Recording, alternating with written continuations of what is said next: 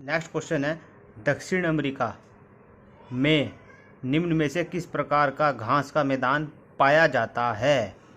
तो दक्षिण अमेरिका में पाया जाता है हमारे पास पंपास। दक्षिण अमेरिका के अर्जेंटीना शहर में, याद रखें अर्जेंटीना दक्षिण अमेरिका में है ये, इसमें पाया जाता है पंपास। दक्षिण अमेरिका में पंपास, अर्जेंटीना में, यानी कि जो हमारा डाउन्स है ये पाया जाता है ऑस्ट्रेलिया में, downs Australia. Savanna Africa, llanos Venezuela व कोलंबिया में, लानोस वेनेजुएला व कोलंबिया में।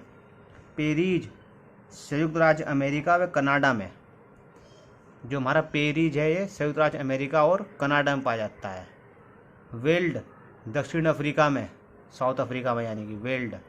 स्टेपिज एशिया में और यूरोप में पाया जाता है।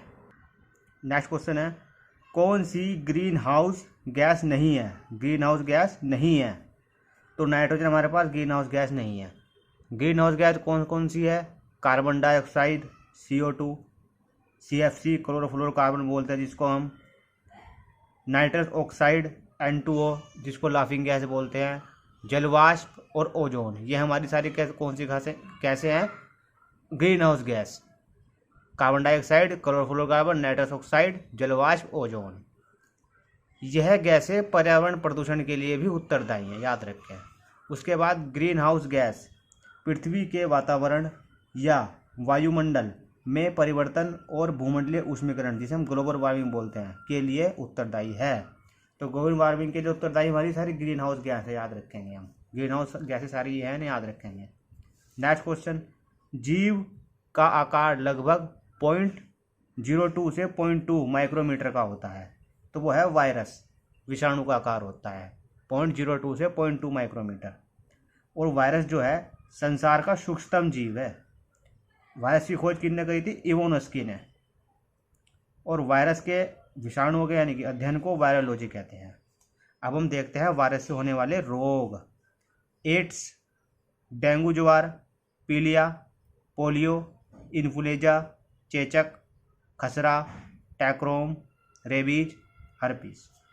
नेक्स्ट, वे ठोस जिनकी चालकता 10⁴ से 7 ओम इनवर्स मीटर इनवर्स के बीच होती है कहलाते हैं चालक।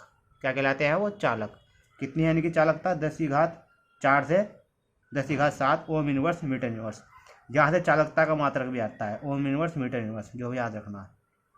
उसके बाद नेक्स्ट, वायुजीवी जीव क्या हैं? ऑक्सीजन युक्त वातावरण में जीवित रहने और विकसित रहने वाले जीव। नेक्स्ट, सौर ऊर्जा, ऊर्जा कैसा स्रोत है? ऊर्जा का स्रोत है सौर ऊर्जा। कैसा स्रोत है वो? अपारंपरिक, यानी कि नॉन कन्वेंशनल। देखें ऊर्जा के जो स्रोत हैं वो 2 प्रकार के होते हैं। एक हमारे पास है कन्वेंशनल, नॉन कन्वेंशनल, एक होता है कन्वेंशनल। तो पहले हम देखते हैं कन्वेंशनल। कन्वेंशनल वो होता है इनके सीमित भंडार है, याद रखें। ये सारे कन्वेंशनल है, इनके क्या है? सीमित भंडार। जब सीमित भंडार है तो ख़त्म भी होंगे ये, तो एक बार ख़त्म तो बस ख़त्म बस। जैसे पेट्रोल, न्यूक्लियर, जीवाश्म ईंधन, ये सारे हमारे कहते हैं कन्वेंशनल स्रोत, यानी पारंपरिक स्रोत है। इनके सीमित संसाधन है हमारे पास। इनको हम गैर नवीकरणीय स्रोत भी बोलते हैं। गैर नवीकरणीय स्रोत सीमित संसाधन हमारे पास है, यानी इंग्लिश में कन्वेंशनल या पारंपरिक भी बोलते हैं। दूसरी तरफ नॉन कन्वेंशनल, यानी कि अपारंपरिक या नवीकरणीय। नॉन कन्वेंशनल या नवीकरणीय स्रोत। नवीकरणीय मतलब ऐसी ऊर्जा जिसे हम दोबारा प्राप्त करें, जो प्रकृति में हमेशा मौजूद रहती है। ये प्रकृति में हमेशा मौजूद होगी और दोबारा ये प्राप्त कर सकें इसे हम। जैसे ज्वारीय, पवन, सौर ऊर्जा, ज्वारीय, पवन, सौर ऊर्जा, जल विद्युत ऊर्जा, बायोमास, जैव ईंधन। ये सारी हमारी कैसी ऊर्जाएं हैं? नॉन कन्वेंशनल, जिन्हें हम दोबारा प्राप्त कर सकते हैं। ज्वारीय, पवन, सौर, जल विद्युत ऊर्जा, बायोमास और जैव ईंधन। शॉर्ट में कहा जाए तो जो नवीकरणीय स्रोत हैं नॉन कन्वेंशनल, जो ऊर्जा प्राप्त होती है स्वच्छ ऊर्जा होती है जिनसे, और जो ऊर्जा कभी भी प्रदूषण नहीं करती, वो कहाँ से प्राप्त होती है? नवीकरणीय स्रोत से, नॉन कन्वेंशनल स्रोतों से। ठीक है।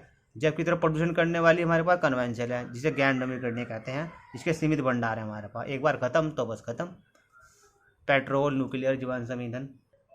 नेक्स्ट, लीडरल के उत्प्रेरक के उपयोग से एल्काइन के एल्कीन में उपचयन के परिणाम स्वरूप होता है हाइड्रोजन परमाणुओं का समकक्ष जोड़। याद रखेंगे, हाइड्रोजन परमाणुओं का समकक्ष जोड़ लीडरन के उत्प्रेरक उपयोग से एल्काइंस के एल्कीन में उपचयन के परिणाम स्वरूप हाइड्रोजन का परमाणु का समकक्ष जोड़ होता है। नेक्स्ट क्वेश्चन, दर्पण सूत्र 1/u + 1/v = 1/f। नेक्स्ट, दो पिंडों के बीच गुरुत्वाकर्षण बल किसके व्युत्क्रमानुपाती होता है? उनकी दूरी के वर्ग के व्युत्क्रमानुपाती होता है। देखें, F अनुक्रमानुपाती m1 × m2/r²। ये r दूरी है, ये F जो है इसके व्युत्क्रमानुपाती हो गया, और द्रव्यमान क्या हो गया? अनुक्रमानुपाती। इसे हटाया हमने, यहाँ लग गया बराबर, और जी ये क्या है हमारा? गुरुत्वाकर्षण नियतांक, ग्रेविटेशनल कांस्टेंट। किसने खोजा इसको? हेनरी कैवेंडिश ने। नाम याद रखेंगे, हेनरी कैवेंडिश। इसका वैल्यू कितनी होती है? 6.67 × 10⁻11 न्यूटन मीटर स्क्वायर प्रति kg²। उसके बाद गुरुत्वीय बल द्वारा किसी वस्तु में उत्पन्न त्वरण को गुरुत्वीय त्वरण कहते हैं। तो जो गुरुत्वीय बल से हमारे पास जो त्वरण उत्पन्न होगा उसे हम गुरुत्वीय त्वरण कहेंगे। इसे हम स्मॉल जी से शो करेंगे। अर्थ पर कितना होता है इसका मान? 9.8 मीटर प्रति सेकंड स्क्वायर, और मून पर 1/6 अर्थ के मान का। ठीक। उसके बाद नेक्स्ट प्रश्न है, छत्तीसगढ़ में कौन सा जल संचयन बांध स्थित है? कहाँ पर? छत्तीसगढ़ में। उसका नाम है हसदेव बांधो।